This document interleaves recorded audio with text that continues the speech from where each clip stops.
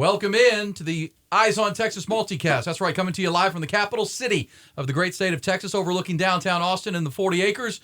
It's the weekly broadcast. Now, bi-weekly broadcast that understands the pride and tradition of the Texas football program will never be entrusted to the Timber of the Week. This is the Eyes on Texas multicast. We're a product of the Republic of Football on the Dave Campbell's Texas Football Podcast Network, powered by our presenting partners at Grande Equipment and our other founding partners. We'll tell you about them throughout the hour. I'm Aaron Hogan, morning show host at The Horn here in Austin. He is the senior writer at Dave Campbell's Texas Football Magazine, back from Aggie Land with his trip to College Station to cover Alabama and A&M on Saturday. We'll get some thoughts on that. Obviously, all of our eyes will be on the Cotton Bowl from Saturday and a very bitter, disappointing loss for the Longhorns, 34-30 to their arch rivals. We'll talk about it for an hour. We'll break it down, the good, the bad, and the ugly from the Texas loss, what it means big picture. We'll get you caught up here from Steve Sarkisian and recap it all. I do want to tell you that if you're finding this, you probably found it on YouTube. Maybe it's on the Horn FM in Austin's YouTube page or Dave Campbell's Texas Football YouTube page. Also available to download and listen to on iTunes and Spotify. You can also follow our show on Twitter at the Eyes on Texas FB and on Instagram at the Eyes on Texas Pod. Also on Facebook, we're live at Eyes on Texas podcast as we start. Mike, how was Aggie Land before we get too deep into the Longhorn game? It was good. 108,000 people. Maybe the best home view experience, at least in the state of Texas. I think it's top 4 or 5 in the country. Just a unique experience at Aggie Land for all their weirdness, craziness, and that kind of stuff. Some of as long as you get to leave after the game, it's not bad, right? You get stuck there, maybe that's a little difficult, but you drive in, you drive out, you experience a football game. It's still a lot of fun. Can't wait to see Texas and Texas A&M next get year. Back going next year, we don't have a date on that yet, but anticipating a great game. Nolan Hogan is our digital producer. You see him and hear him. Griffin Hogan is our editor and executive producer, and we will talk Texas OU 34-30. And I'll say this before we talk about our presenting partner and start our first quarter. OU is a more prepared team, better coached, more physical, played more desperate football. The team that hurt about 49-0 for 364 days and took that to the field and played like a hornet's nest on the field. And props to them. Full credit to Brett Venables and his staff. That was all gas and no brakes. That was a team that came to beat Texas that day. They executed their game plan. They scouted Texas incredibly well, and it's a pretty remarkable rebuild from one year to the next versus what Texas played last year. We'll talk about it. We also said, Mike, that OU had really one path to victory. In my mind, I mean, they needed to force a pretty clean and mistake-free Texas team for the first month of the season into some mistakes, and then their quarterback, Dylan Gabriel, has to play the game of his life. Both happened. Check and check. Both happened. So we'll talk about it. Dylan Gabriel was tremendous. We'll talk about those Texas mistakes, but not all is lost. The Longhorns still can play their way back to a rematch. We talked about this last week on both of our episodes, that if these two indeed do meet 2 times this year as members of the Big 12, the second one will be the most important game. This one was big, but the second one would mean Big 12 championship if they can both get back there. We'll talk about the paths to that as we get going here. Do want to tell you about our presenting partners at Grande Equipment. Our buddy Wes Murray and his team, great friend and partner. He was at the game, bitterly disappointed, so he'll be watching this. We'll recap it for you, Wes. Thank you so much. Understands that your reputation is all you have when it's time for a construction project or whatever your project. You need heavy equipment, they're going to get it for you, whether it's a rental or a purchase. They've been doing this for 31 years. They operate that way. It's a relationship business, not just a handshake deal. They're going to work with you, a partner on every project you have front to back. You need the right piece of equipment for that project. You need it on time, job site ready, hassle-free. That's how they operate. They're also independent, which means they work with all major manufacturers, Caterpillar, John Deere, Komatsu, Volvo, and more. Heavy equipment sales and rentals. It's grandeequipment.com. They also have a new renewable energy sector supporting solar projects all over the country and all over the world. Pile driver application, new and used equipment for the capability of renting statewide and nationally. Grande Equipment, independent dealer. Find them online at grandeequipment.com. They don't overpromise at Grande. They over-deliver. Let's get it going. We break the Eyes on Texas multicast into 4 quarters each episode, just like a football game. Second quarter, we'll talk about and hear from Steve Sarkisian what went right at the Cotton Bowl, what went well, what they can take from it and build to the second half of the year. In our third quarter, we'll preview the bye week. Longhorns without a game this week. They'll get ready for the Houston Cougars a week from Saturday. We now know that is a 3 o'clock in the afternoon kick time. Can't tell you that. So we'll start looking at Cougars and what the Longhorns will do with their week off in addition to getting healthy, which is going to be a big one. Also in our fourth quarter, we'll look at the Final Four. Big questions coming out of college football after week 5 or week 6, which we had just past week. But let's get it kicked off with our first quarter, presented by Dr. Greg Eckert and his irrefutable research-based Brain Vault technology. More than a mouthpiece, it's an orthotic that is a proven way for young athletes and old athletes as well to play hard, but play safe by minimizing the risk of concussions. We'll tell you about Brain Vault coming up. But, Mike, let's dive into the incredibly disappointing 30-40-30 loss for Texas to their bitter rivals at Oklahoma. I mentioned the paths to victory. Oklahoma, the more prepared and more just desperate team it looked like. What were your overall thoughts from watching the game from Aggieland?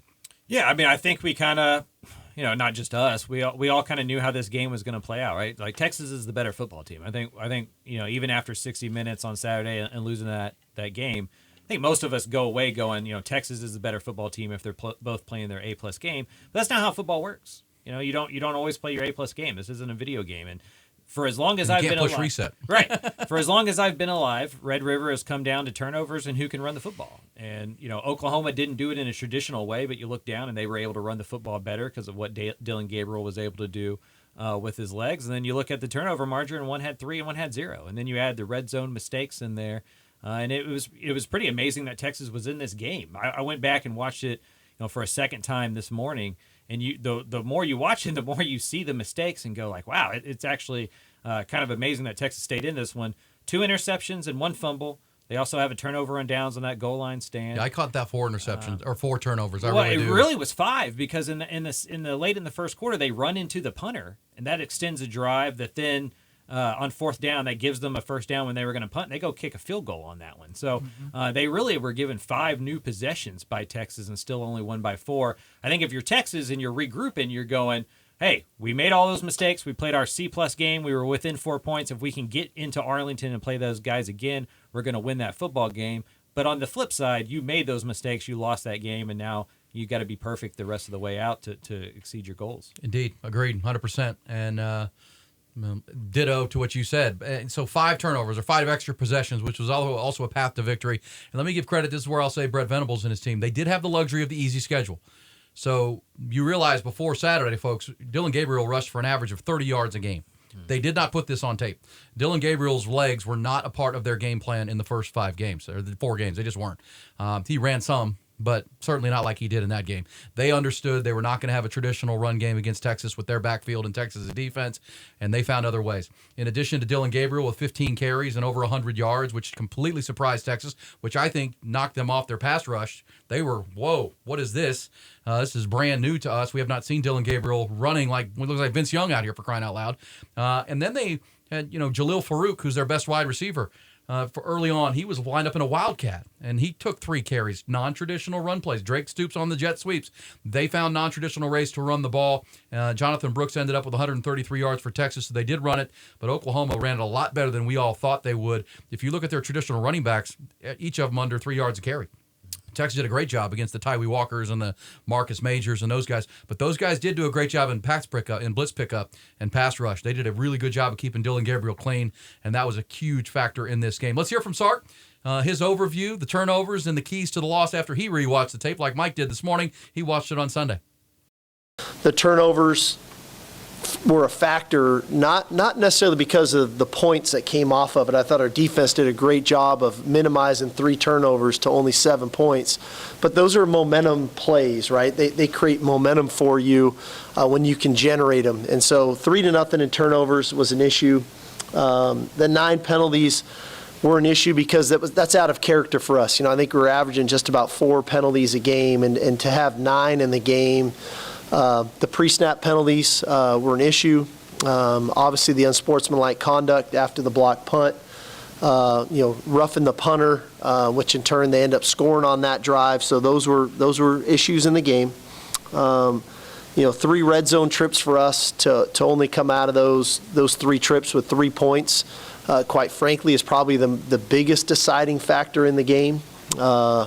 Because our ability to move the ball wasn't in question, but our ability to put the ball in the end zone was.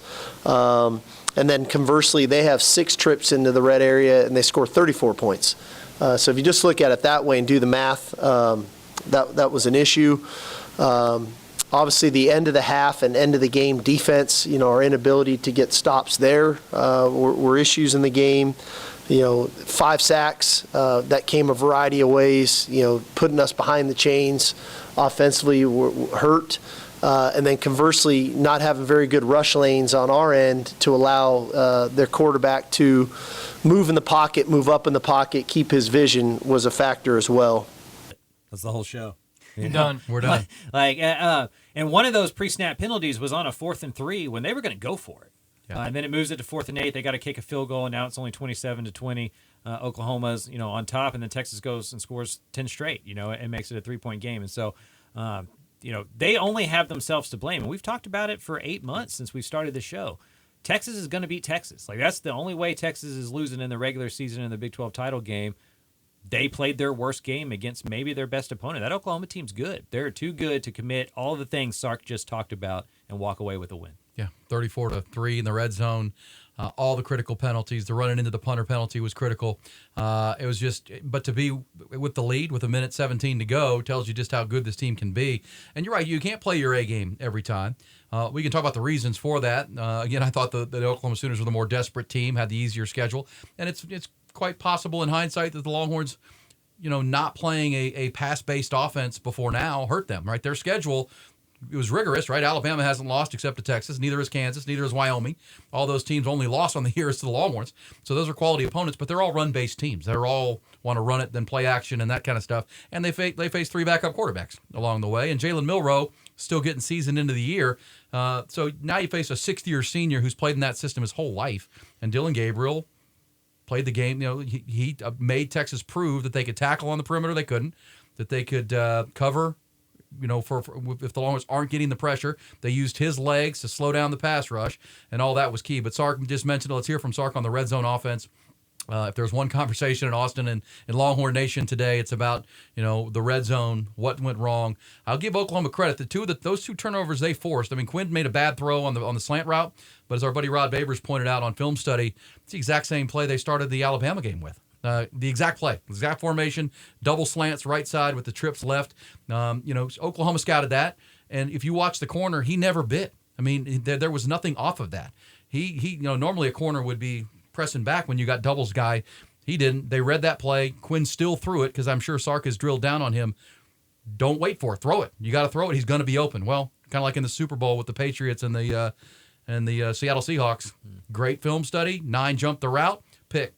And then in the red zone, Sark, Quinn tried to throw one to JT Sanders, and Peyton Bowen, 5-star player, big hit, dislodges the ball. They forced both of those turnovers in my mind. Texas kind of played into it, so I got to give some Oklahoma credit for some of that. It wasn't all unforced errors for Texas, but they had their own share of unforced errors, including in the red zone. Let's hear Sark on the red zone troubles they had on Saturday. I think the first aspect of it is, we've already watched every series and every snap we've had all year in the red zone. We watched it in sequence of how it actually has occurred in game. We watched it by concept, the different concepts that we're running. And then ultimately it's, okay, what are we doing to make sure that we're putting our players in the best position to be successful? Sometimes a new style of scheme is in their best interest predicated on what we're getting. Sometimes it's doing what they know really well so that they have answers to the whatever look they could get from a defensive perspective. So there's a lot of levels to that. Then it's looking at the play caller and the sequencing of how I'm calling those plays. But we're drilling down on it to every level. That's what the bye week is really good for. You have more time to do that type of stuff. And I feel very comfortable in the fact that we'll have a good plan in the second half of the season for the players, because like I just told the staff, we're moving the ball too well offensively right now not to have more points on the board, and so we need to be more effective in the red area for sure. Not a new problem for Texas. They're in the 115th percentile of like 115th in the nation in red zone offense right now. Yeah, they're 122nd in touchdown conversion percentage. Good. 11 touchdowns and 20 trips. And so it wasn't just the 1 for 3. They've just been much better than the other teams where it hasn't mattered. And so, you were going to get into a close game, and you combine the turnovers, you combine the red zone, you combine the 2-minute offense stuff. Coaches talk about the middle eight a lot. Oklahoma had a 2-minute drive at the end of the first half. They got a field goal. They had a 2-minute drive at the end of the fourth quarter. where they got a touchdown. That's 10 points right there, plus the points off of turnovers. That's half of Oklahoma's points just off of that stuff alone. And so, for 56 minutes, I thought this defense played pretty well, sans 2 drives. And Oklahoma's going to have a couple drives. You're not going to shut out a team 2 years in a row with their starting quarterback. But they were just put on the field for so often, put on the field so many times, and the offense just didn't capitalize when they needed to. Yeah, that's well said, too. I just, we'll hear Sark talk about the 4 tries from the 1-yard line, which is the conversation around Austin today. How do you not punch it in from a yard out with your heavy package? Sark will take some blame on that. But, you said it to start. I mean, I've been to about 25 Red River games now or covered. You've been to a bunch your whole life. It comes down to the rushing yards, to the turnovers, and I also think it comes down to injuries, key injuries. You know what this game reminded me of, Mike, in reversal of roles, was 2008. When Texas won 45-35, Texas came in as the underdog. Oklahoma was number 1 in the country that year. And Colt McCoy, Jordan Shipley, and Quan Colley. Colt McCoy was complete like 80% of his passes in that game. Yet Oklahoma was like, oh, we got this. We're not, this is Dylan Gabriel. He's over 75% of his passes. This guy's really good. And he's got a good set of receivers. I don't care who you're playing. If you complete almost 80% of your balls, 8 out of 10, you're pretty good. And, the roles reversed. And then if you remember that game, who was the receiver, the linebacker? Ryan Reynolds, I believe, was the linebacker for Oklahoma, middle linebacker, number 8, got hurt in that game early on, and that's when Texas started moving Jordan Shipley into the flex linebacker spot, and they had nobody that could cover him, or flex tight end spot, and they had nobody to cover him. And Jordan Shipley went for a huge game. Texas, in this game, my pick for defensive player of the game was Jalen Catalon. He got hurt early in the game. Before he got hurt, he had 3 tackles. He was flying all over the field. I thought that was critical. Ryan Watts didn't play in the game. And then Jake Majors, your starting center, got hurt to start the game. And your backup center is Cole Hudson, and he's already hurt. So now you're doing your third-string freshman center, who I don't think was ready to play. And he hurt Texas in this game. Not an excuse, because this is the all gas, no excuses season. But those are factors to the football game that impacted why Texas lost this football game. Yeah, and when you watch that game again, you see how much of an advantage they had across from the center. Yes. That sack we'll talk about that field goal decision at the end of the game for Texas' side. But on 1st and 10, they give up a sack to go to 2nd and 13. That came straight from the nose tackle. Not being able to run the ball across the middle of the field on first down, on second down, on third down, on the goal, that you're helped by having your best center on the field, right? And so not having Jake out there, I think, was huge. To not only just to establish the line of scrimmage, but that's your quarterback of your offensive line. That does so much in terms of like who's getting into right spots and making those calls. Who knows what kind of miscommunication was going on down there during those kind of red zone situations. Well, in the early update on that injury is a high ankle sprain. They hope he's back for Houston, if not quite beyond that. We'll talk about the Longhorns into the future. They got 6 games to go. Their opponents the rest of the way are about 500. So there is an opportunity to run the table, but you got to get healthy. Ryan Watts will be held out this week, with the bye. They hope he's back by the Houston game. Cole Hudson could be back by the Houston game as well. Didn't hear an update on Jalen Catalon, though. That was a weird tweaky knee injury that he suffered. It's kind of the end roll, jumping over a pile and kind of landing awkwardly. Hope the best for him, because I thought he was off to a great start. And I thought that was critical late in the game when they needed one of those stops, and Catalon wasn't out there. Hey, let's hear Sark on the 4 tries from the 1. They went to the jumbo package. Tavondre Sweat was on the field with Byron Murphy. They went, 2 tons of beef, but still couldn't move Oklahoma. Credit to them. But here's Sark on, and this is Kirk Bowles of the Austin American Statesman asking Sark about the 4 tries from the 1-yard line. That sucked. Yeah. No, I don't think it was toughness at all. The first down play, their kid makes a really nice play. He kind of shoots the gap and gets into Jonathan Brooks's legs. The second down call, that was the sequencing of those 2 calls that I knew I was going to go with there. And the edge, we just don't get enough of the edge, and we get the ball down to the 1 again. Quite frankly, if I could do it all over again, I would have changed the 3rd down call.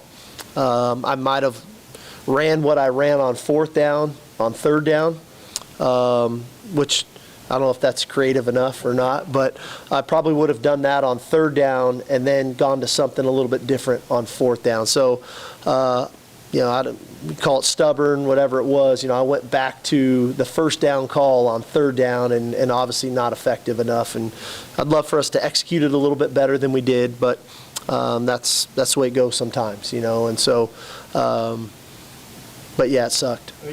That's what Longhorn fans are thinking. Now, Texas did On the other part of that, complementary football. Here's what I think about this game, Mike, in addition to everything we've already said. Texas was uncharacteristically sloppy, and Oklahoma was in character. They lead the nation in turnovers, or the Big 12 in turnovers, and they forced 3 more. They came into the game with 10 interceptions. So they're an attacking, ball-hawking defense that Brett Venables has coached up. Their quarterback played great, and they played a hell of a game. Texas played out of character.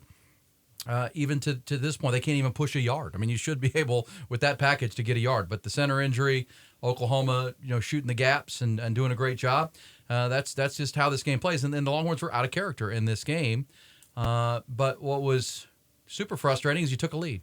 Let's talk about this final sequence, because the other, in addition to 4 shots from the one, the red zone issues, the other big conversation in Austin today and around Longhorn Nation is clock management.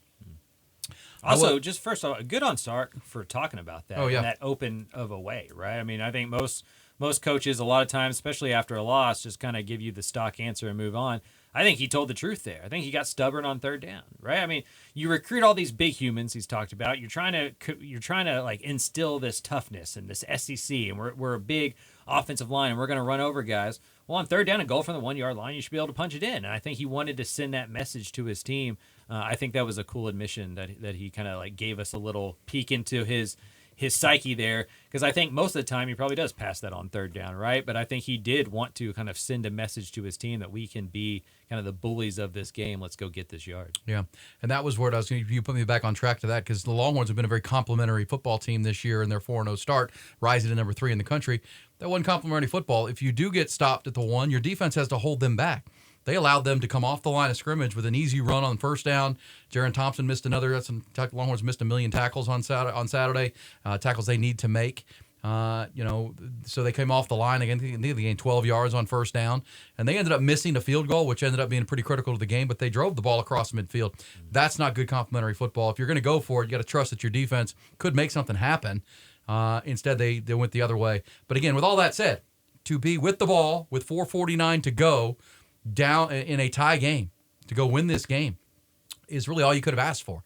And it felt like for most of that final Longhorn drive that they were going to do that. They were moving the ball. Oklahoma looked tired. I mean, finally that Longhorn depth and big humans had kind of worn them down. They weren't getting set at the snap of the football a lot on the defensive line.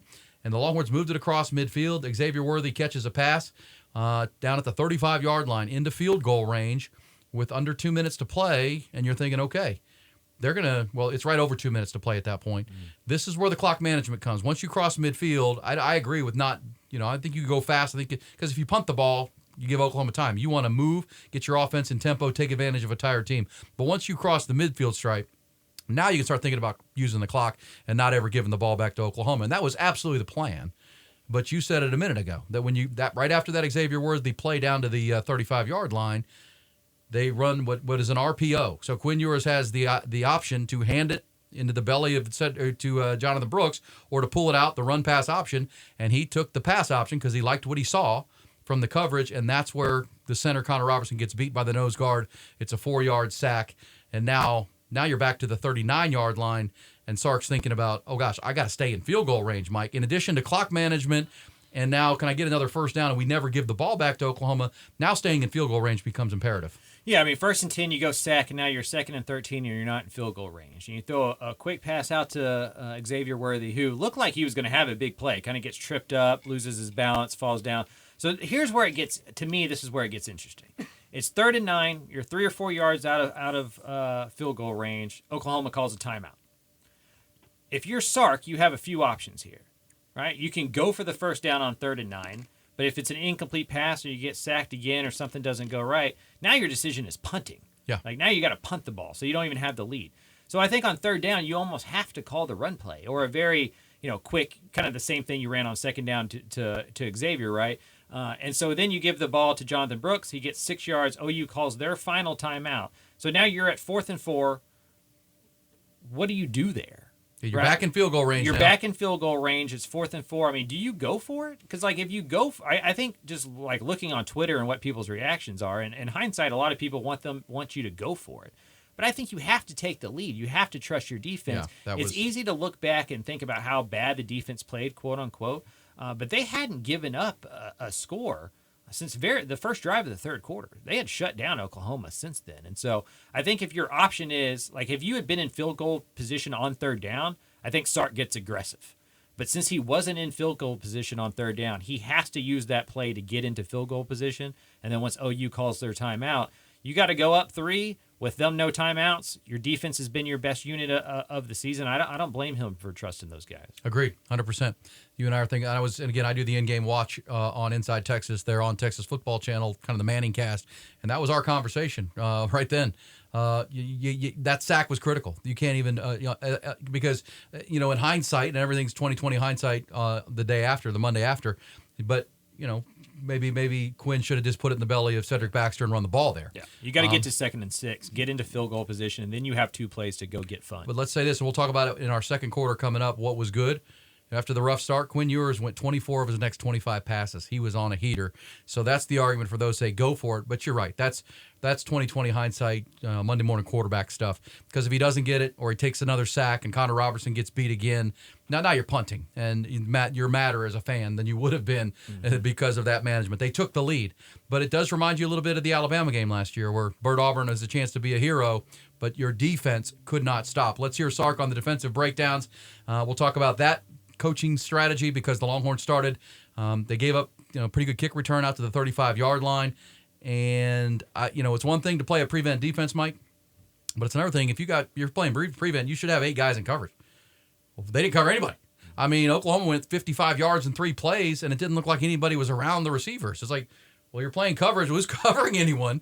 And we'll talk about that, but let's hear Sark on the defensive breakdowns, because my argument would be this, Mike, that once you gave up 55 yards on 3 plays and a longer kickoff return than you wanted, now you're at the 20-yard line. You've conceded the field goal. For me, I'm calling a timeout there. If I'm Sark, I got timeouts in my pocket that I'm not going to use now. Now it's about getting this game to overtime. This is about my timeout. PK, let's get on the headset. Let's figure this out, because that was not good. We didn't do anything right. We didn't tackle him in bounds. We didn't cover people. And you'll hear Sark's explanation of what he saw on film here in a second. But do you call a timeout? I mean, we do in basketball where, hey, timeout, guys. This thing's getting out of hand here. We're about to lose this game. The worst we want to get out of here with is an overtime at 30 all, and we'll be good with that. But, didn't call the timeout. Then there's pass interference call. Then there's, one Dylan Gabriel scramble run. And then the touchdown, which is a defensive breakdown. Let's hear Sark on what he saw on the film. Then I want your thoughts, Mike. The first one was kind of a missed tackle there on the sidelines, where it would have been great to wrap the receiver up and keep him in bounds to keep the clock rolling. We let him get out of bounds. The second one was, miscommunication in the back end, where our 2 safeties are playing one coverage and everybody else is playing another coverage, and in turn, the same common theme defensively reared its ugly head. We didn't have very good pass rush lanes, and Gabriel was able to really step up in the pocket and give the illusion that he was going to run, and then that forced Jalen Ford to have to try to come up, and then he finds Stoops in behind him for about a 30-yard gain right there. But in reality, it all started with we weren't on the same page from a coverage standpoint. So those were the first 2. Naturally, hey, the pass interference is pass interference. We could argue it was or it wasn't. But then in the end, they're scrambling a little bit. There's 15 seconds on the clock. We felt like we had a great call, and we didn't execute it. So that part was probably the most disappointing thing. But that was a little bit of a common theme overall, that if you looked at offense, you looked at special teams, you looked at defense, at different aspects of the game, we didn't execute some things that were, I don't want to call them simple, but things that we've been running now for almost 2.5 months. And so I'd like to think that we could operate better than that. And so we've got to get back to executing at a level that is the standard around here. All right, some pretty pointed words there. And you can tell Sark's frustrated with PK and the team that they gave it up. And if you go back and watch that touchdown pass, one of the things you note, and he talked about it today a little bit, Steve Sarkisian, in addition to the blown coverage where David Benda and Jaron Thompson didn't communicate, Derek Williams, this freshman safety, handed off the coverage because the runner, the receiver was coming in motion, so you got to check to that. David Benda never looked over. No, I mean, you couldn't hear anything. They're in the Oklahoma end. It's very loud. And he never looked. He never looked for the check. That's a senior linebacker who we've talked about. He's got to see that. He didn't. They blew the coverage. In addition, though, that was a play, even without the timeout I mentioned, Mike, they did bring a blitz. And the the same two guys went into the same rush lane, which gave the left tackle for Oklahoma a chance to block two guys by himself. And if that gets home, they have no timeouts. They're having to rush their field goal unit on the field, and it's one of those really frustrating Longhorn things. You heard Sark talking about it. We need to be able to execute that. We know what are you guys taking the same gap for? We're calling a pressure, and it looked like you had enough time to get to him. If it would have come free, instead the left tackle got to block two guys, and a guy broke open. That's frustrating to not execute as well as you should have in critical situations. Yeah, there was a true freshman safety in the communication issue there between him and Benda, and then there's a true freshman in those rush lanes that you're talking about. That's Anthony Hill. Yeah. That's occupying that second lane. And so, I mean, I'm not privy to the play call, so I don't know who's in the wrong lane, who's in the right lane. But that's what you get when you get youth on the field sometimes in big moments where it's really loud, things are happening 1,000 miles per hour. It just takes one breakdown in communication. You could tell Oklahoma's game plan, though, was let's isolate those Texas safeties in coverage, and let's figure out if the linebackers can be disciplined enough to stay with Dillon Gabriel. And Texas consistently wasn't able to do both of those when OU really got into tempo. That's when Texas really struggled. Yeah, and I do think not facing an offense of that caliber to this point hurt Texas. We did talk about Oklahoma not facing a high-caliber opponent, but Alabama's a different animal. That kind of fits what Texas wants to be. Sark's very familiar with that team and that coach.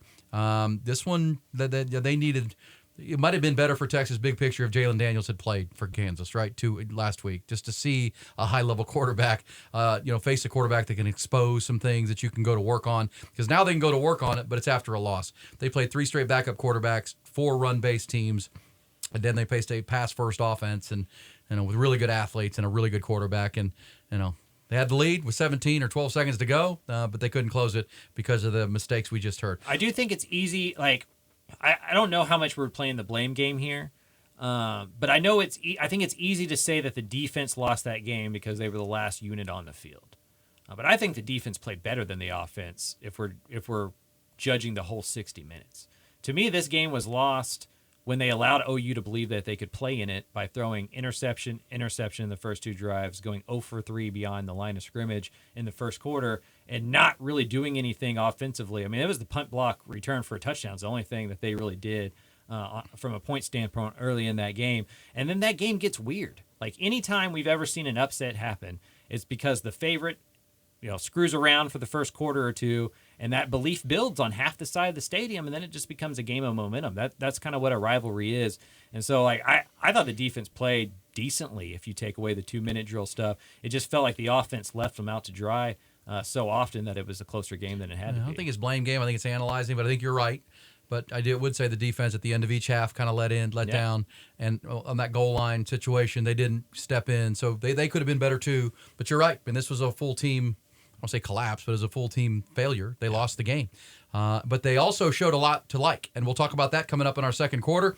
What went right for Texas, the toughness, the grit, Quinn's response to a bad start, how to get it fixed. All things we'll talk about in our second quarter. First, though, I want to talk about Brain Vault and the Brain Vault technology, revolutionary mouth guard that has been proven scientifically reduce the risk of concussions. You heard me right.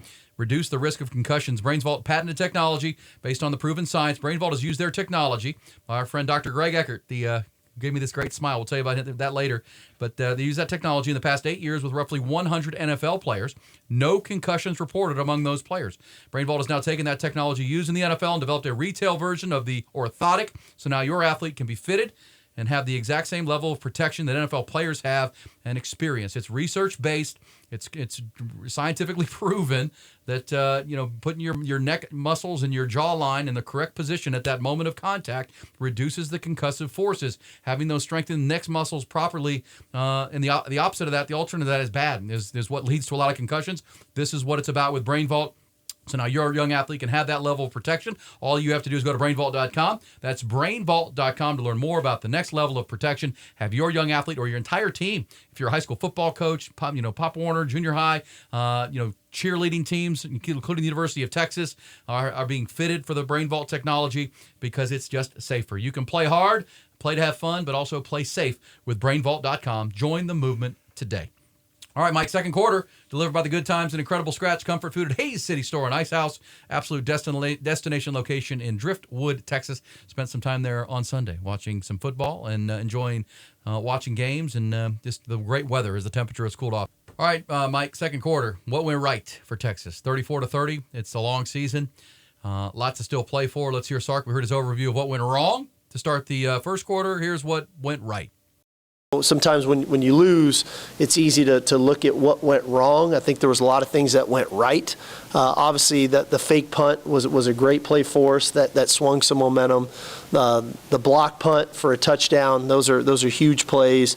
And Bert Auburn, what a kick! 47-yard field goal with just over a minute to go. I think getting him back into his fold of what he's capable of being, that's going to be big for us in the second half of the season.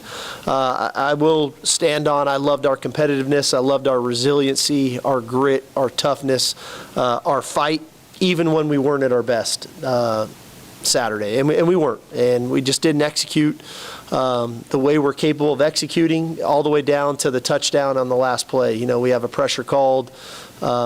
We don't cover it right. We don't execute the pressure right. We have two guys running in the same gap, and one guy can block two, and it allows the quarterback to hold the ball to throw the touchdown. So I think that the biggest thing that comes out of this for me is, with all that being said, we had a great opportunity to win the game with all the things that I just talked about.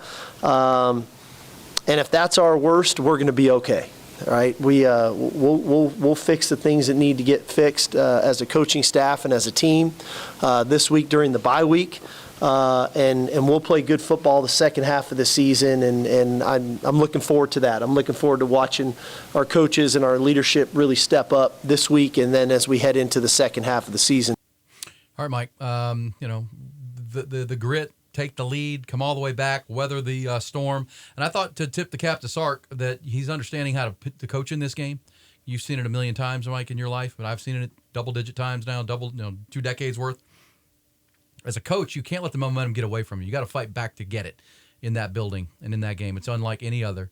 And I do think the fake punt and the going forward on fourth down and the thing when things weren't going well that he did shows you, this wasn't going to be a Mac Brown circa 2001 blowout game, which it could have been when things were spiraling the wrong way and Quinn Ewers throws picks on his 2 first drives. Sark got that back, right? He did it by changing momentum himself. Didn't all work out, but I think that's credit to Sark and this staff that they have some mistakes to clean up, but they learned that, hey, we got to keep the momentum in this game, or at least take it back when you can. Yeah, I mean, it felt like the Texas-Alabama game, but in reverse. Where Alabama didn't feel like they ever got out of the gates, and Texas was dominating that game, and then you look down in the third quarter, and Alabama had taken the lead.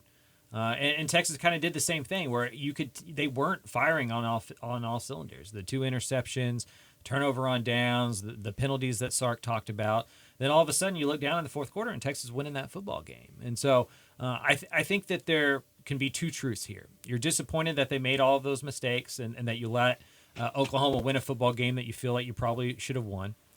But conversely to that, you watch the tape and you go, man, guys, we couldn't have played worse, and they couldn't have played better. And we were in control. We were winning that football game with 1:11 left. That's good. Like, we're okay. We can go win all of these football games. And so I don't think it's like the sky is falling, like existential crisis that we've had as Texas fans coming out of the Red River before, where it's like, holy crap, how did they get beat by 30, And so the ability to stay in that football game, to fight back multiple times, to have a chance to win, and to be able to point out all those mistakes, I think is something that's going to drive this football team. Even if it's frustrating for football fans, as football players, you just got to get back in the lab and go to work. Well, and also on what is good, we didn't mention off the top, but the Longhorns are still in the top 10.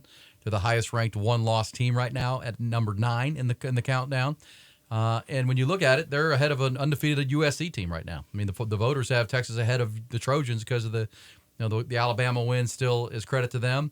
And USC survived in 3 overtimes with Arizona and a freshman backup quarterback for Arizona on Saturday. So probably rightful that they're behind Texas. But, your goals are still ahead of you. We'll talk about that coming up in the bye week in the future. But, all right, Mike, the other part that Sark said there I think is interesting is, if that's our worst, we're okay. If that's our worst, we're fine. And that's what the Longhorn fans can hang their hats on, that, okay, this thing's not over. If that's the worst game you play this year, you're going to be okay. And you'll be back playing that team most likely again. Yeah, because that's the best team on the schedule, and you almost beat them with your C-plus game. Yeah. And so that should give you confidence going forward, even if it's frustrating. Let's hear Sark on the other good was Quinn Ewers, who we seen a young guy grow up in front of our eyes. The rough start 2 picks. One, kind of forced the ball into a slant route. But I believe he was told to throw the ball. He didn't think Oklahoma would read it as well as they did. Credit to Oklahoma as well, as we said. But then, the pick with J.T. Sanders from the 10-yard line was a killer. Took points off the board. But then from there, man, he was all world. He was 24 of 25. He ended up with 350 passing yards. He and Xavier Worthy. Jordan Whittington had his best game, 10 catches. And this is the depth of this Texas team. Last week was A.D. Mitchell, Mike, who had the big game. This is how I'll give Sark some credit. He threw a curveball. I mean, you got to break tendency. I don't think Oklahoma spent the week thinking about Jordan Whittington. And all of a sudden, Jordan Whittington has a 10-catch, 115-yard game. That's the depth of this team, and they could use him in that spot. They also had, Jordan also had that fake punt. But I want your thoughts on that. But also, here's Sark talking about Quinn and maturing to be able to weather that and come back and play a great second, third, and fourth quarter. Yeah, for any quarterback, you throw 2 picks your first 2 drives that you're on the field, that can rattle you pretty good. And the response that he showed to, at one point, I think, complete 19 passes in a row in that game, I thought was really tremendous under some duress. They sacks. He had a fumble in there. He got hit pretty good scrambling. But I thought the poise and composure he showed was indicative of a guy who's growing in confidence, who's maturing, and definitely a guy that I know we can count on at a high level here the second half of the season. Yeah, big-time performance after the rough start. Yeah, Quinn Ewers' 2 best pass grades, according to PFF, are against Alabama and Oklahoma. Like, he's a big game player. Like, he is somebody who steps up into these football games. I think the thing I liked most about Quinn, I don't know how many people caught it, but after that Jonathan Brooks touchdown, he showed more emotion than I think I've ever seen Quinn Ewers show after a play. Like, that dude was jacked up. Like, he was throwing his arms around and flexing and celebrating, and that's what you want in your quarterback. Like, in my lifetime, that's all I can judge by. Texas has been best when their quarterback's been their leader. And he's starting to become a guy who's leading as well as he's playing. He's always had the talent, and now he's starting to kind of do the off-the-field stuff, leading stuff, being an emotional leader, getting excited, showing some of that, because sometimes you need to see it. And so I think Texas is fine at quarterback, obviously, and I think they're fine as a football team. All right, it's one thing to present the problems, and we talked about them, but in what went right here in our second quarter, how to get them fixed is an important part of that. Red zone, turnovers, penalties. How do you get these tackling? How do you get them fixed? Sark was asked that today, and here's his answer, how they're going to use the bye week and their senior leadership to get issues resolved. Overriding message is, hey, everything we want out of the season is still right in front of us right now. We got to go handle our business. And the first order of business is having a really good bye week. Like I said, getting healthy, addressing the issues that need to be addressed. And, it's a simple adage that I talked to the team about today, but I think this week is important of any is, learn from yesterday, focus on today, prepare for tomorrow. So we got to learn from the loss Saturday, and there's plenty to take from that game to learn from. We got to focus on this week on the things that we need to do, and that'll help prepare us for the second half of the season that I think we'll go out and play good football and see where it all lays out at the end. We'll talk more about that bye week coming up and how they're going to plan it out and strategies to improve. But, Mike, the remaining schedule has 6 teams who are 18 and 15. A lot of 3-3s in there. The best team left is BYU, 4-1. And, they lost to Kansas, who Texas beat. So it's a manageable schedule, to say the least. They'll play Houston in 2 weeks. Houston is a 3-3 football team who you've seen live. They don't match up with Texas very well. They lost to Rice. They lost to Rice. They don't match up very well. The home games kind of feel like be careful with K-State, but K-State just lost at home to at Stillwater to Oklahoma State. Mm-hmm. I don't know how to figure the Big 12. I know Texas and Oklahoma are pretty damn good. We saw them just put on a heck of a game on Saturday. The rest of this conference looks pretty bad. Yeah, they stink. And I think, Texas is going to be double-digit favorites probably the rest of the way out. Maybe that Kansas State game's a single-digit, just depending on what we think of Kansas State in a couple weeks. But this is going to be this is Texas versus Texas. It's been that for most of the year. But unless they, play really poorly, unless they turn the ball over a bunch of times, unless that defense just really, craters, and that defensive line's too good, right? Like Oklahoma may have the only group of humans that can really line up on the football field and deal with the physicality and the athleticism, just the talent for talent stuff. Oklahoma's still a very talented roster. There's not anybody else that's as big or fast as tough as Texas is. And so this is going to come down to getting better in the red zone, getting better on turnovers, tackling people in space. If they can do all those three things, Texas is 11-1 and playing Oklahoma again in Arlington. Yeah. Blocking and tackling. What do you know? Yeah. I do think sometimes you got to get punched in the mouth with it. And I do think, again, as we said at the start of the Eyes on Texas multicast here presented by Grande Equipment, Dylan Gabriel, they presented a new package, which Texas hadn't seen. And now they can go work on that. And the running quarterback probably hurt Texas as they didn't face a more dynamic quarterback to this point. But, that's why you play the entirety of the season. One other from Sark. I think it's good stuff, red meat for Longhorn fans, that, the goal wasn't to be perfect and undefeated. The goal was win the Big 12 championship. That is still possible. Here's Sark. Well, I think it's helpful. We went into this season with the goal to be champions. And those goals still remain because they're reality, right? I think now more than ever, there's no divisions in the Big 12. The two best teams get to go play for a championship, and we control that with what we do and how we play. Naturally, nobody likes to lose a game, but we got to go handle our business, and we're more than capable of doing that. And so we do talk about big picture, especially during a bye week, so that they can understand the lay of the land, and then we drill back down into what's of importance right now and what do we need to do to make sure that we put ourselves in that position down the road.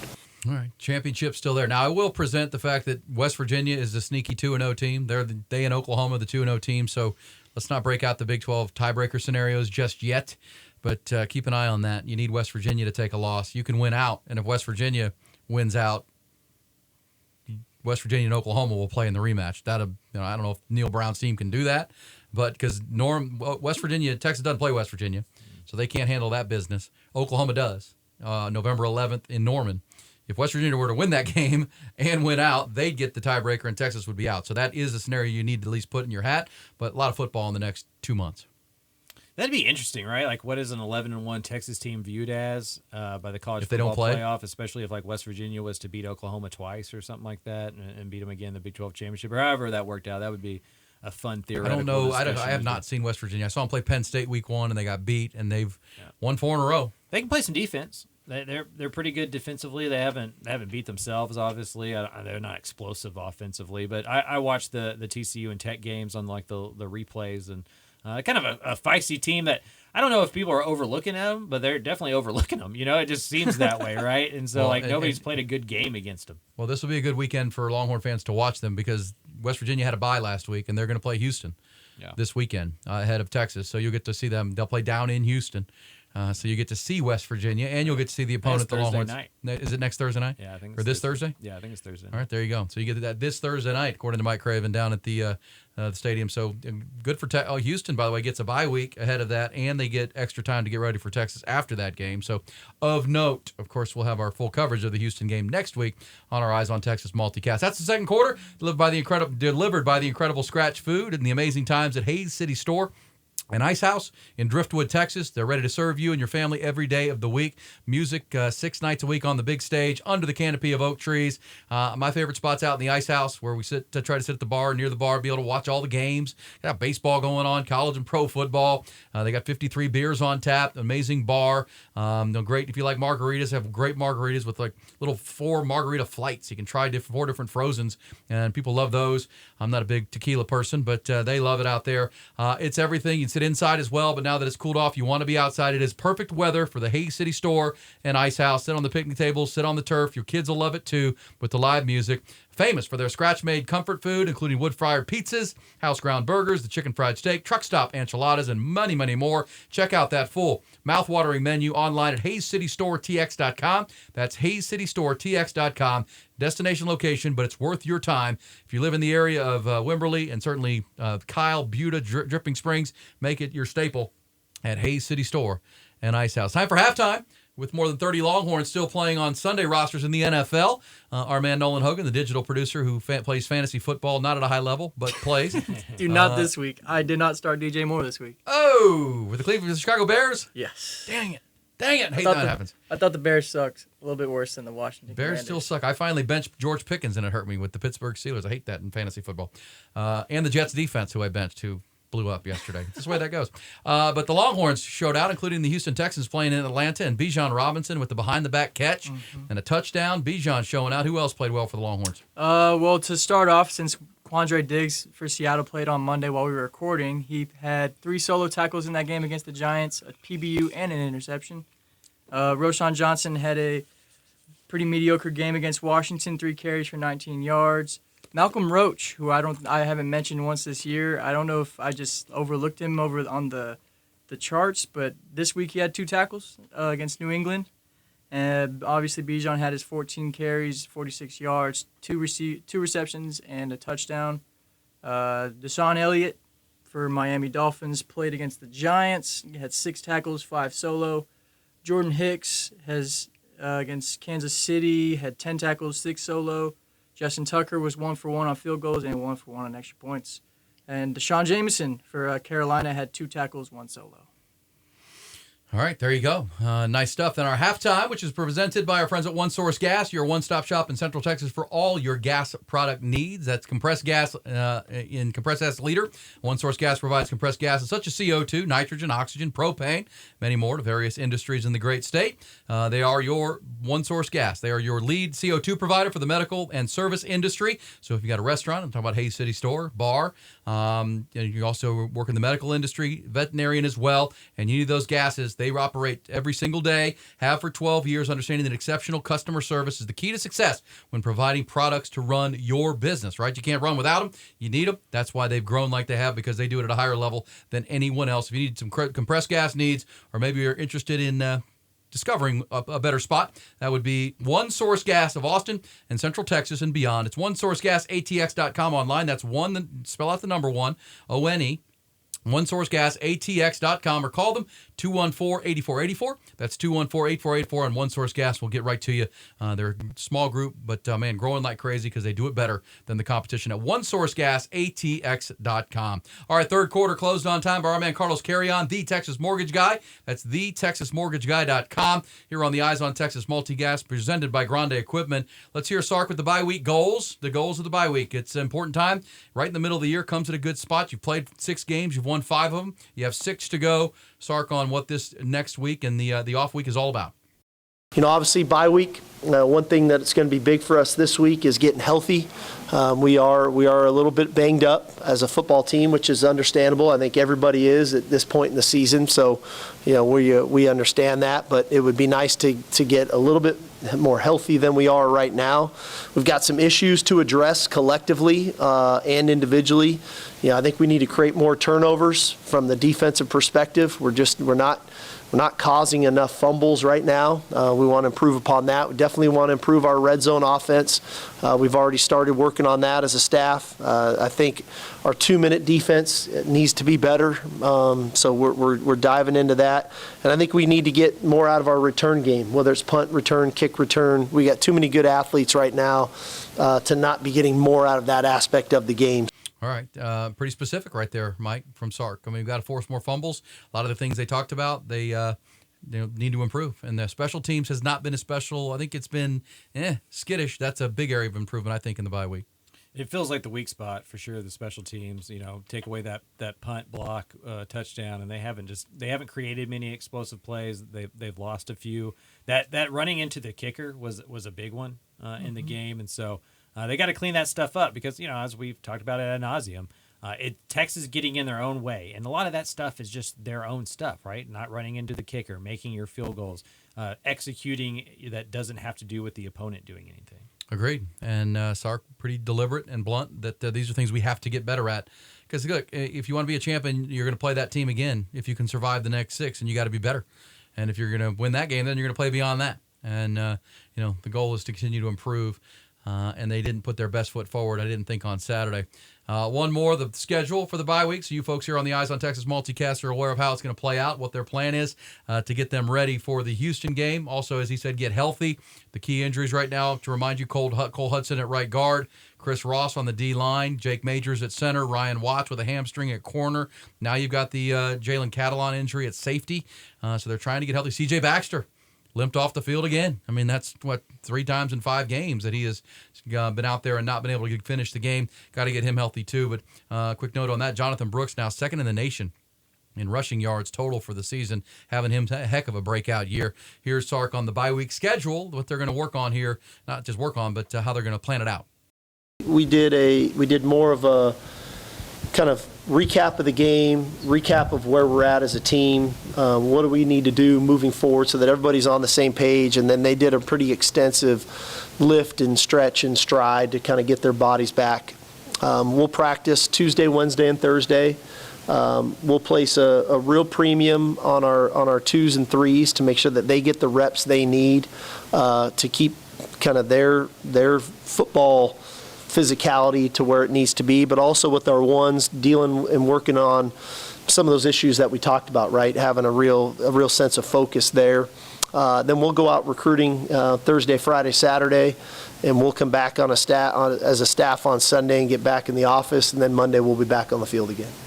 All right, there you go. There's your rundown. And we will be back with an Eyes on Texas multicast. Just one this week and one next week. Just so you know our schedule. We're going to do this one. It'll drop, and you can watch it in the middle of the week. And then we won't do a preview as we normally do, obviously, without a game. But we will come back with one episode next week to preview fully the week the Longhorns have had, how their health is looking, and the Houston Cougars, who we'll get to see, as you said, Mike, on Thursday night against West Virginia. So not 2 episodes this week or next week, just the one. We'll take a bit of a bye-week pause, too. We'll be back with 2 full coming out of Houston. Looking forward to the next home game for the Longhorns.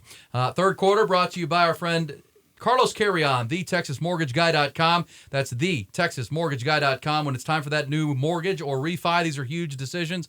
Our executive producer, Griffin Hogan, just bought a house, needed a new mortgage. Always better to work with an expert in the field. Carlos is just that, to almost a decade in the industry, lifetime Longhorn fan and lifetime Austinite. So he knows this market. He's keeping his finger on the pulse of it, and he is a diehard Longhorn fan. So working with someone like that, talk football, talk Eyes on Texas multicast while you're getting the refi done or buying that new home just makes sense. It just works better. Carlos Carrion, thetexasmortgageguy.com. Make sure you type in the. He is the best.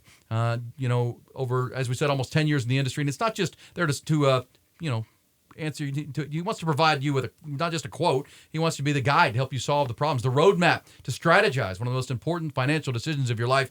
And he's a great conversation just to talk it out. Hey, what do you think right now? When would be a good time to refi? When might be a good time to buy? Talk to him about that. And then when it's time to kick it in gear, he'll be your guy. He's Carlos Carrion, thetexasmortgageguy.com. That's thetexasmortgageguy.com. Also on social media, on Facebook, just search Carlos Carrion. That's 2 R's, Carreon. That's Carreon. Carlos. Also on Twitter, at Carlos Carrion 36. Thetexasmortgageguy.com. All right, fourth quarter presented by my new pearly white smile and the great people at Dr. Greg Eckert and his team. Our final 4 big conversations of the week.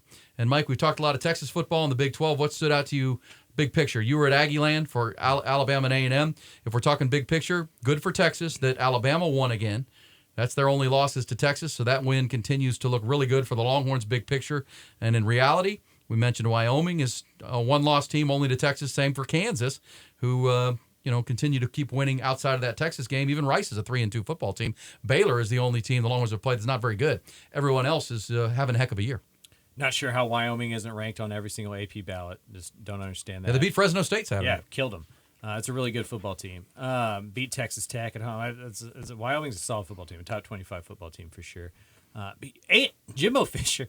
My favorite part about college football is like how much on a razor's edge it is at all times for the most part, especially at those big programs. Because A&M goes into this game against Alabama with all the momentum in the world, and if they beat what feels like a less than Alabama team than we normally are used to, they're in the driver's seat to win the SEC West. They'd have a tiebreaker against Alabama. They still have LSU and Ole Miss on the schedule. Like everything could have been going well for A&M. And instead of that happening, they outplay Alabama for most of 4 quarters just to lose the game because Jimbo Fisher has not reached the 21st century. He doesn't go for it on 4th downs. He still kicks field goals when he shouldn't. He called a timeout before he kicked a field goal and then onside kicked it with only 2 timeouts to Alabama, who then ran out the clock and just won the football game.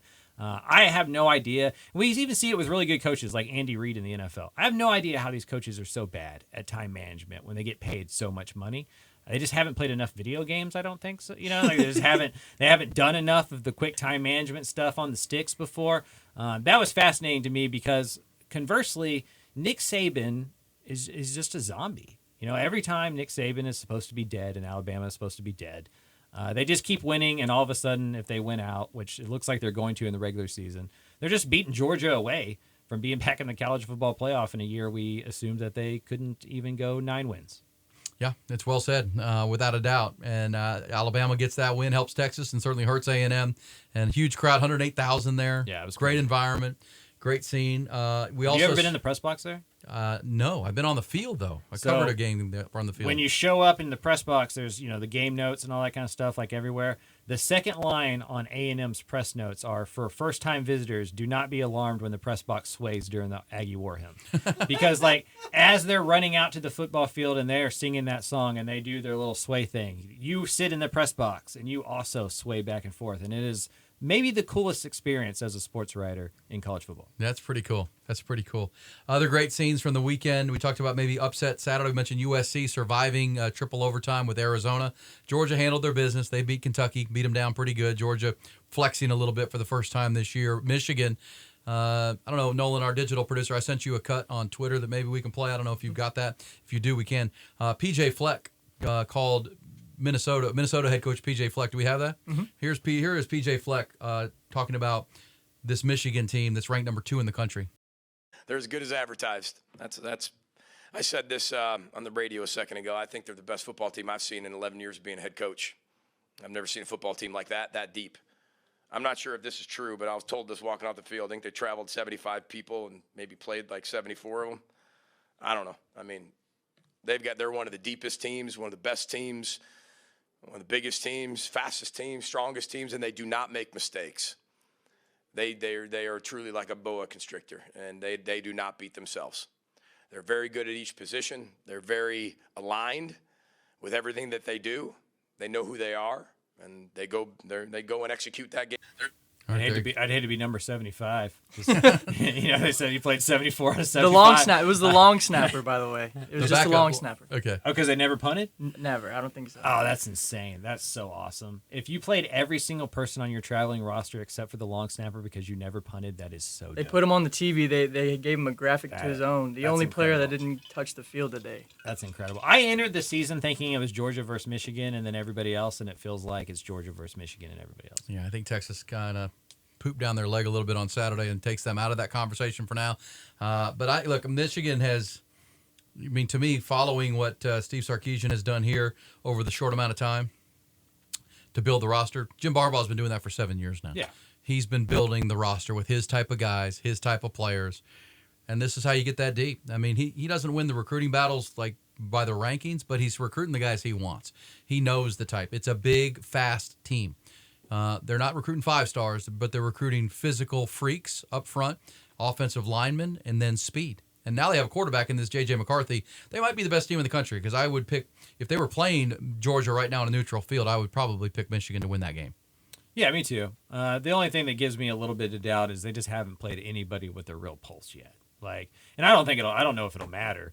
But the last time I saw Michigan, they were playing TCU in the Fiesta Bowl and giving up 30-plus points. Right? That's right. I'd like to see them play against a team with a lot of speed. I think it, for me, and this is prejudiced, but I think I look at Big Ten defenses the way I looked at SEC defenses before Nick Saban decided that he had seen Johnny Manziel win for the last time and he was going to get faster and be good on offense.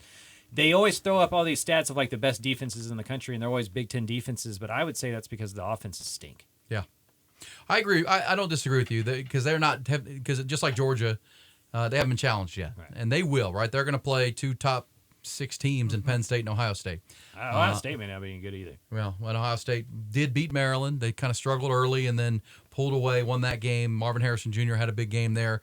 But Penn State is a team to watch, right? They beat West Virginia early in the year. They haven't lost, kind of like their quarterback, Drew Aller. And obviously all the conversation about the West Coast and the Pac-12 is interesting. Also, I was glad to see, by the way, Notre Dame's run came, because Notre Dame should be on a 3-game losing streak, right? They lost to Ohio State. They should have lost to Duke, and now they lost to Louisville. But appreciate Mario Cristobal today admitting that he was wrong not to take a knee and go to the locker room and could have been in the shower instead of Georgia Tech throwing a game-winning touchdown pass. You've ever seen a call like that? Have you ever seen a coach doing a clock management blunders? If you missed the Miami Georgia Tech game, it's 20-17. Miami's up. They cross midfield. Georgia Tech's out of timeouts. It's under 40 seconds. All they have to do is kneel the ball. That's all they have to do. Take a knee. There's nothing Georgia Tech can do to stop the clock.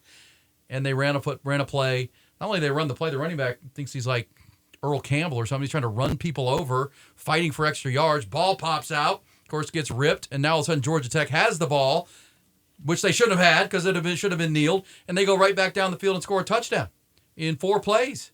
And they lose a game that they would have been undefeated, Mike. Miami would have been 5-0. I don't know what you do to Mario Cristobal, but he did it at Oregon. He did do that at Oregon. They found it where he did it at Oregon. I think the craziest play I've ever seen in my life is Baylor did it with Kevin Steele at head coach, like in the late 90s or early 2000s against UNLV. And UNLV picked up the fumble and ran it back for a touchdown. Kind of like that NFL play with, what's that crazy coach that got in trouble at Arizona State? He did that with the Steelers like way back in the day where they were trying to kneel it. They fumbled it and he picked it up and ran it back. I don't know why I'm blanking on that dude's name. He just coached at Arizona. Herm Edwards. He had a play like that. Play to win the game. Right, he had a famous play like that when he was a player for the Steelers where he did it. Joe Pisarcik. Baylor did that, about 22 years ago against UNLV, and it cost him as well. Just kneel the ball. We've all played Madden. That was Joe Pisarcik, yes. Kneel the ball. Kneel the ball. That's hard to go to the press conference. It's like Marcus Freeman. Did you know you had 10 guys on the field? He saved Jimbo because Jimbo had such a bad day, and then Mario held my beer. Held my beer. And then now all of a sudden we've forgotten that Jimbo went into a shell against Alabama, the most important game of his A&M tenure. Well, and doing a radio show here in Austin, Texas for 25 years now. In the morning, the Cowboys kind of said, "Hold my beer" for the Longhorns. Yeah, right. Yeah, that's true. Longhorns leads fought, resilient, showed some things. Oh, then we watched the Cowboys on Sunday night, and hold my beer. Are we finally ready to admit the Dak Prescott truth that's been true for I've been ready for 4 years. I've been ready for 7. When did he come out of Mississippi State? That long. I don't think he's an elite quarterback, and Jerry Jones has now he's Alex Smith. He's Kirk Cousins. He's Kirk Cousins. Yeah, that's right. You look at every stat of Kirk Cousins, they line right up with Dak Prescott. Only difference is he wears a star on his helmet. And Jerry Jones sells hope to he has sold hope to his fans with Tony Romo, an undrafted free agent who was a lucky find, and now Dak Prescott trying to sell them as elite quarterbacks. I think Romo was a really good player, but Dak Prescott is what he is. I take the Houston Texans young rookie over that, C.J. Stroud. Oh, yeah. Take Brock Purdy in a heartbeat. Yeah. I mean, that was bad. And Dan Quinn's defense got exposed in that game. And Mike McCarthy head-to-head with Kyle Shanahan. Oh! It's like Waterboy. Probably a mismatch. Yeah. And now he's calling plays. Yeah. And think about the play, the offensive strategy of the Cowboys this offseason. Let's force our quarterback to do less because we're paying him $45 million, and he's not good enough to do more. So they fire Kellen Moore, and by the way, they're going to face Kellen Moore this week. That'll be fun. Yeah. And Kellen Moore and the Chargers have had a bye week to get ready for the Dallas Cowboys out in Los Angeles. That will be an interesting ballgame. All right, Mike, that's going to wrap it up. That's our Final Four. It's brought to you by our friend Dr. Greg Eckert. We told you about his Brain Vault technology, but that's kind of his side gig, which is pretty amazing what he's doing with the Brain Vault. But 27 years, Dr. Eckert has been a dentist here in Austin, Texas, in Central Texas, right off far west, and specializing in tooth loss solutions and restorations. So if you're talking about a single tooth or maybe multiple teeth, or like me, this brand new smile at 50 years old, which I absolutely love. They can do that for you. They also, this one is a restoration that Dr. Eckert did with me. We built over top of my existing teeth, kind of grind them down and then worked over top. He can also give you a brand new smile with permanently secured dental implants. He's restored over 1,000 cases, and those permanently secured dental implants, one visit. You do some pre-planning, you do some, they'll get you all measurements and everything. But when it's time to go, you get in there for one visit, one day, and you have a brand new smile. No time without teeth. It's not a long-term process. It's a one-time fix, and he's done over 1,000 cases. So give him a call for a consultation where you're the boss. You make informed decisions about your dental health care needs. It's Dr. Greg Eckert, 345-3166. That's 345-3166. Online at dreckert.com, and that's Eckert with a U, U-E-C-K-E-R-T.